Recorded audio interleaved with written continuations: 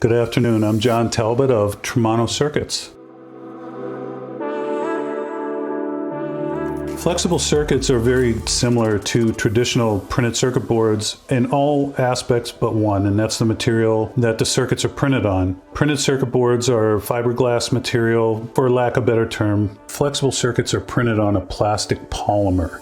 So they're very thin, about 80% thinner than traditional circuit boards. They're used because they're light and you can form them and you can make them into any shape you want.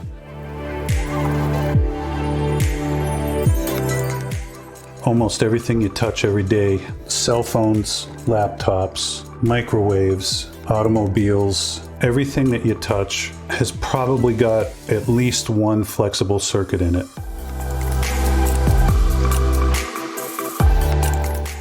Every industry is using flexible circuits in one way or another. Automotive and medical were probably the first. But nowadays, almost everything, because we're trying to make things smaller, we're trying to make things lighter, and using flexible circuits perform very well in those kind of applications.